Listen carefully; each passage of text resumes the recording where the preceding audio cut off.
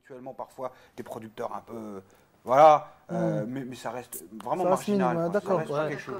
Ça marchait à une époque. À une époque, c'est vrai que c'était dur à ce niveau-là.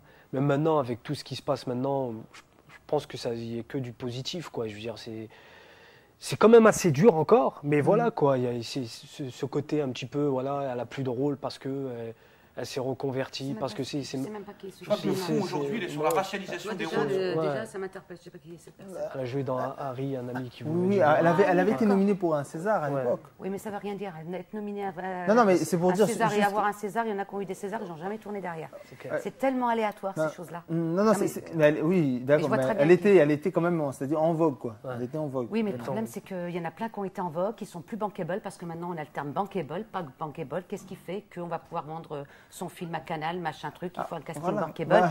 Donc voilà, après on décide de se dire, écoute, moi je fais quand même mon film, je n'ai pas de gens bankable, je vais faire mon film à l'arrache ou je vais essayer de le faire. Voilà, après c'est des choix personnels et je suis d'accord, la liberté, chacun est libre de faire comme il a envie. Après soit on rentre dans un système, mais on peut pas critiquer le système. Voilà.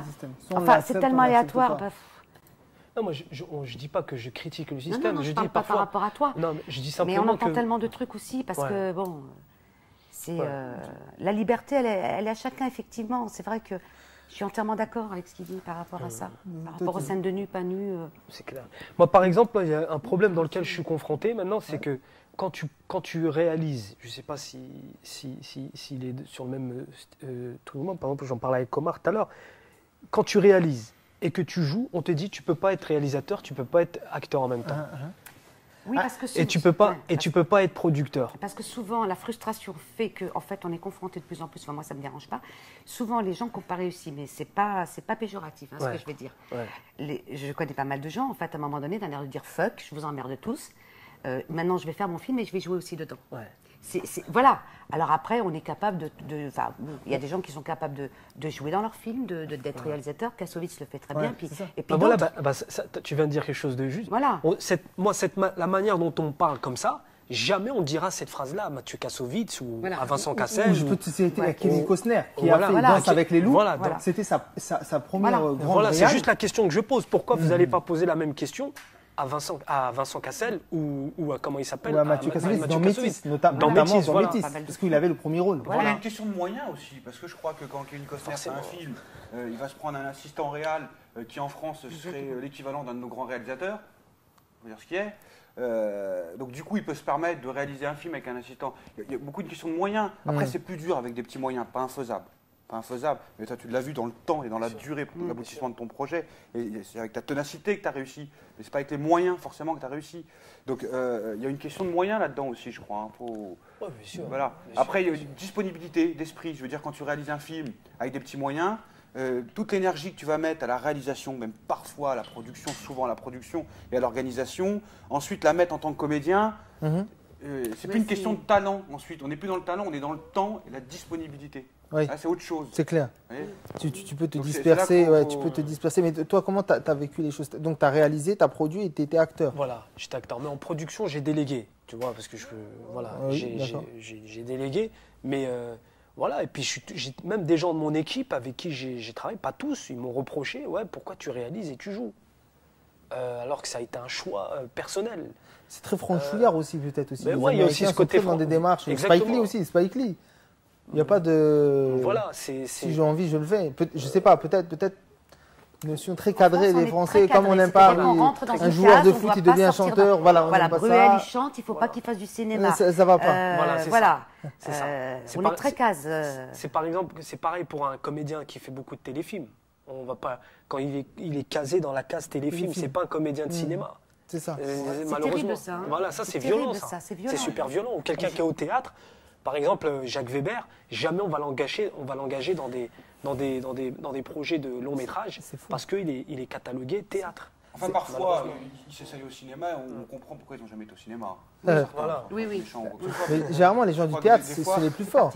Oui, non, mais après, il y a des choix. C'est un exemple que je dis. Ils vont vers la télé parce qu'ils n'ont pas pu aller vers le cinéma. Donc après, on reproche de la catégorisation en disant oui, je suis catégorisé. Mais quand tu les reprends au début de leur carrière, qu'ils ont accepté le sitcom, il faut être honnête. ils ont accepté parce qu'à un moment donné, ça rapportait de l'argent et qu'ils voilà, ils n'ont pas cherché à calculer ou quoi que ce soit. Ils étaient convenables pour un sitcom. Et maintenant, pour un rôle cinématographique, ils ne sont pas convenables, où ils ne font pas l'affaire.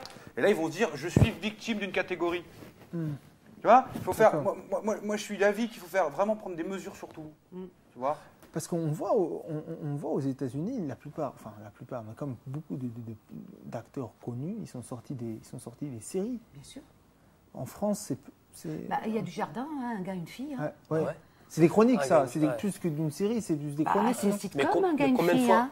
Ouais, c'est vrai qu'il a. Attends, il cartonne, il est bankable. Parce qu'aux États-Unis, je veux dire, les réalisateurs sont cotés, enfin une sorte de bourse des réalisateurs. Voilà, tout le monde est coté. Eux, le seul repère finalement, c'est pas tant la catégorie, c'est vraiment le côté popularité. Voilà. Quoi, tu vois, comme tu as des réalisateurs qui vont pendant 5 ans de leur vie, 6 ans, rien faire absolument. Non pas parce qu'ils n'ont plus de projet, simplement parce qu'ils ont chuté à la bourse. Tu vois, et donc ils ont cette mentalité-là. Donc un mec qui est dans un feuilleton et qui fait 15 millions de vues, il y a beaucoup moins de soucis pour lui donner sa chance au cinéma aux États-Unis. En France, je veux dire, avec tout, je vais me faire engueuler, mais tout le système de financement. Enfin, je dis pas qu'on cherche moins l'argent, mais on n'est pas obligé d'avoir les meilleurs, on n'est pas obligé, tu vois. Si je peux placer mon fiston, mon cousin. Tu disais quoi, les financements, avec le financement, les aides, etc. Ensuite, mais aussi c'est difficilement accessible. Même sur la lecture des scénarios, je veux dire, moi je me souviens, Omar se souvient aussi, on avait envoyé un scénario, on commence à l'époque, qui s'appelait Starnac, la menace sociale, et j'avais collé les pages avec de la colle tube jaune, là, on va pas citer de marque, voilà. Colle U, et donc il te renvoie avec une lettre ensuite en disant oui, le projet rentre pas dans le cadre de notre. Et puis tu t'aperçois que c'est pas ouvert. Tu vois.